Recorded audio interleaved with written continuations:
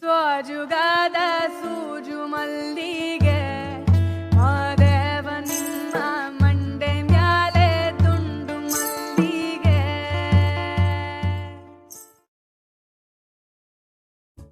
I'm going to take the liberty, Sadhguru, to do what I normally do on my television show, which is a rapid fire round.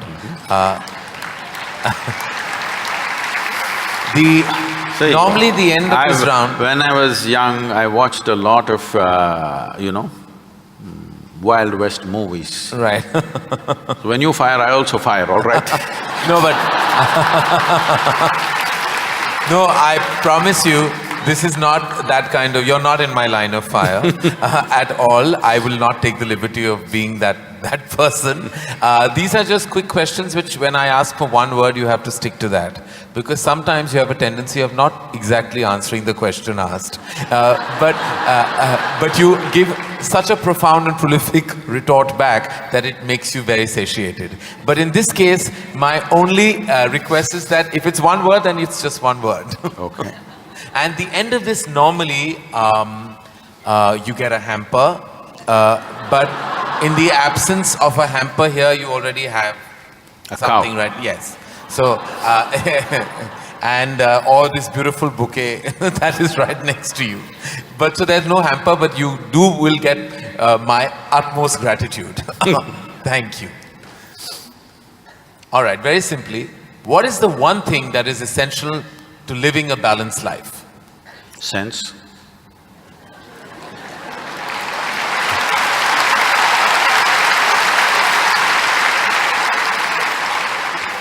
What is the one thing we must absolutely do away with in order to lead a balanced life? Senselessness. Yes. All right. I thought that was coming. First thing that comes to your mind when I say the following, the first thing, organized religion. Madness. Marriage. Cohabitation. Competition. Stupid. Money. Useful. Love.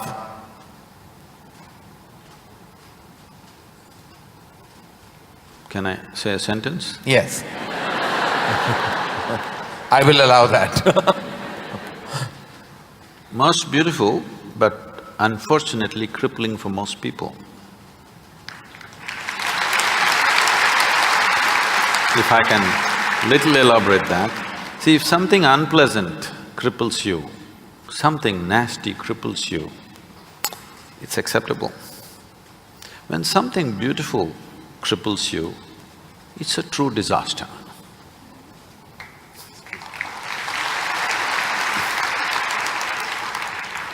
If you could ask one person, alive or dead, one question, who would you ask and what would that be?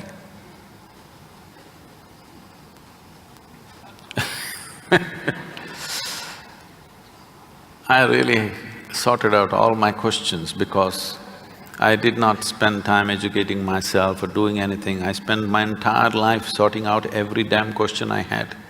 I've kind of run out of questions. And you certainly have not run out of any answers and you never will. Best advice you have ever received? Nothing. Never? No. I never sought, nor did I receive. I made myself in such a way I'm incapable either of seeking advice or giving advice.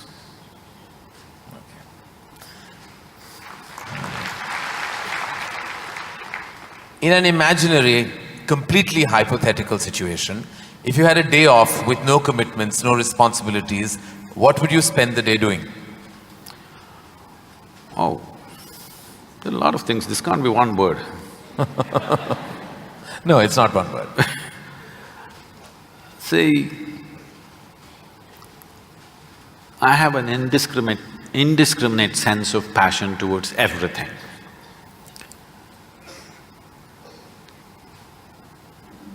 There were lots and lots of things I did at one time, but these days time is not allowing me to do that, so Generally, if I have little time, all I do is play golf because that's safe and within the city and I can get back in time for something else to be done.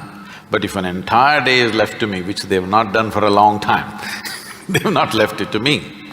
If that happens, I will close my eyes and sit because that is the best, I am at my best when I truly have nothing to do.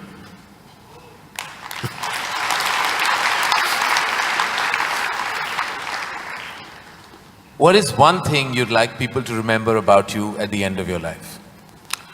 They must live so wonderfully that they don't even remember me.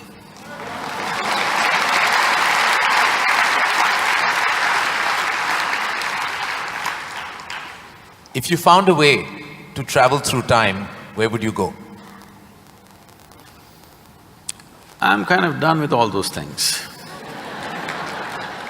Your universe visited already, you have visas for every part of this ecosystem.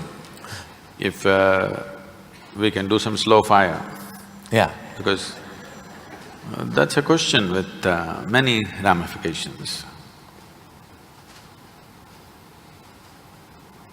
This, for example, traveling in the world, we jetted around and now we want to travel to the Mars, we want to travel to another place. And now that's not enough, we want to travel into the past and future. All this longing is again exploratory in nature. Whether you go on vacation to Maldives or you want to go to Mars, it is fundamentally exploratory. Maybe you're also thinking of relaxation and pleasure and whatever, but essentially it's exploratory, otherwise why can't you do it here? It's something that you want to do, you want to touch another place. This longing is there in the human being only as long as the life that you are remains in a seed form. That is, it did not sprout and blossom. This happened when Adiyogi was expounding the science of yoga and talking about the nature of the cosmos, how it's related to your individual self and what you can do with it. Then the seven sages who were with him, they asked, what is the nature of this cosmos? How big is it? Where does it begin? Where does it end? So he laughed and said, your entire cosmos, I can pack it into a mustard seed. Because your ideas of time and space are essentially because you're living within the framework of your intellect. If you cross that dimension, then there is no such thing as time and space. Everything is here and now. So, traveling through time, space, no, it means nothing to me because it's difficult to express, difficult to articulate. If I sound little… I have a reputation of being very logical, but if I sound illogical or silly to you, you can blame it on my jet lag. I just come from United States after 6 weeks, so you can say maybe he was jet lagged, that's why Sadhguru is saying something silly. But I'm fine. I'm saying this because you can't fit the universe into your silly little logic. Today's human being is too overly enamored with their own logic that they're missing the entire life. The gamut of phenomena that's happening in the existence is missed because the only way you can accept anything is it has to fit in to the square hole of your logic. Anything that doesn't fit into your logic, you will reject. In this, you rejected the entire cosmos. In this, you have rejected the magic of life. You have become a slave of logic and completely missing the magic of life. So, this time, space, all this stuff is because intellectually you're trying to dissect the universe and try to understand this. Tell me if you sit here, suppose you're very joyful, do you see, you will not know how the day passed off. And if you're depressed, do you see the day won't pass? So time is a consequence of the miserable nature of human existence. If you are truly blissed out and ecstatic, you wouldn't know what is a day, what is a year, what is a lifetime. You wouldn't know. There have been times I sat down, I didn't realize, I thought it 5 minutes, but people gathered around and started molesting my feet. Well, because in their understanding, I sat there for many days or whatever. This idea of time and space is a very convoluted idea simply because people are stuck in the framework of their logic. My work, my fundamental work is to take people beyond the framework of logic into the true magic of existence, our own existence. But it takes a lot of time. Still, my reputation is of being very logically correct because I'm still trying to woo them still wooing them, you know. For the real thing to happen, they will take a long time, unfortunately, because they have become such slaves of their logic. What is the first thing you notice when you meet a person? Just everything. Everything. Everything. Past, present and future.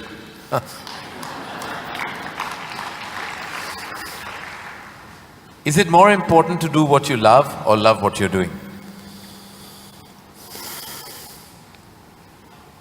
One word or more? The choice is entirely yours. See, if you are an intelligent person, you will try to do what you love most. But if you're a genius, you will do just what is needed.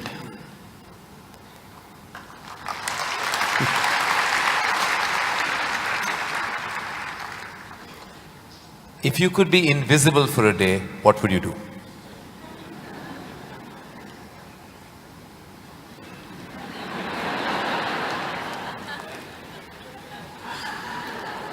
You wouldn't know?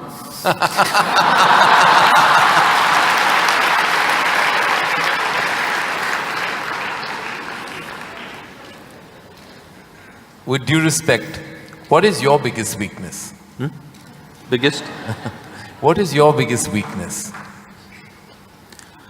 See, what normally people treat as weakness in their lives. Okay, let me give a normal answer. Why? Why am I going into all this? Already you said I'm what? What's the word? Sashayed.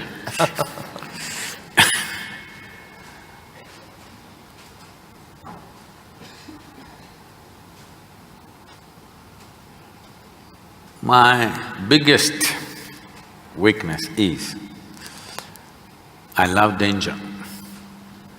Without danger, I cannot live. I need to do something which keeps me on the edge of being mortal, being alive and dead. I want to walk that line all the time. Every day I'm stepping on it one way or the other. Is it a weakness? I don't think so, but people think, Sadhguru, you shouldn't risk your life like this. But if there's no risk, I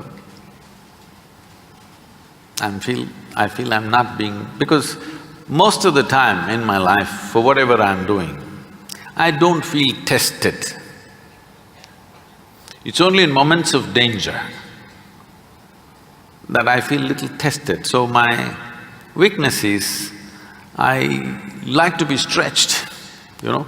For all the time when I was riding across India and later on I started driving, my only wish was that to find a machine which will test my skills.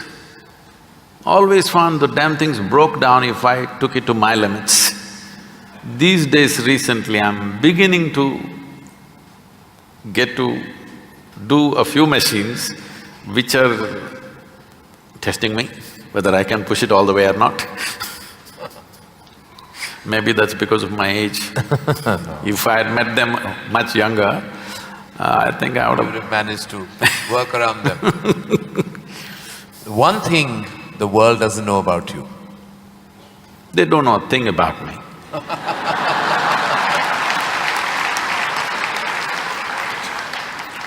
That's a fact. And the one thing you wish you could change about yourself. Oh, I never looked at that. I could speak Hindi. No, I'm sorry, Marathi.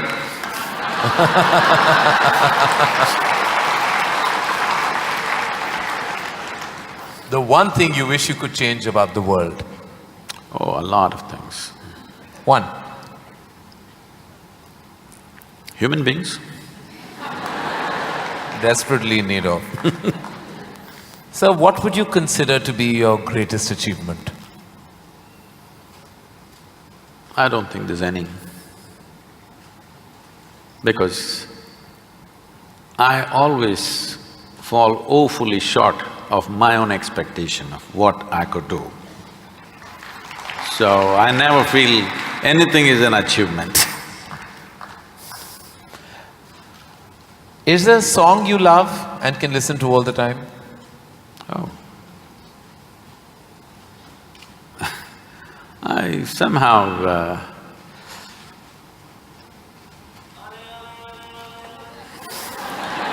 now probably because this came to me at a certain time when I was in my early teens maybe. So this one song kind of comes back to me more often than anything else. It's not that I even seek it, but somehow one way or the other this song keeps coming back to me. Is how many times Okay. I know you haven't seen any of my films, but do you have a favorite film? Oh, I've seen many good movies. At one time I saw a lot of them. I've not seen much of Indian cinema, but I saw a lot of, English cinema. But one movie that I thoroughly enjoyed at that time, because on that day the way things happened, many life situations fell together and everything, was Roman Holiday. Oh, well, I have to say that that's the first film I've ever seen in my life. My mother took me to the cinema. Here we are. It is true. Roman Holiday is the first film I ever saw. It was my introduction to the big screen. I'm glad I have something in common with you. That image of Audrey and Gregory Peck is somehow just stayed with me. Wonderful. It was probably my age. Yeah. Oh, it must have been. Something you enjoy doing and wish you had more time for? I wish I had more time, because I made myself like this, that there is nothing that I enjoy or do not enjoy. I make sure I enjoy everything that I do, including simply sitting quietly or talking to somebody or doing whatever, because my activity is not limited to one area, so many things. If you did not enjoy everything that you do and do not do, you will go insane trying to manage so many things. But I'll not go insane, because I enjoy being alive. Activities, anything is okay. Everything I do, I enjoy. Small things, big things, every kind of thing. Most profound things and silly things, I enjoy thoroughly. Should us all. Lastly, in a biopic made on you, who would play you? But who would make a biopic first of all? No, there would be lots of interested people. Maybe you should animate. I don't think you would want that. Well, that is the end of the rapid fire, and you totally deserve the hamper that doesn't exist on this platform. But it's a virtual hamper that I've given to you with my love, gratitude and deepest amount of respect.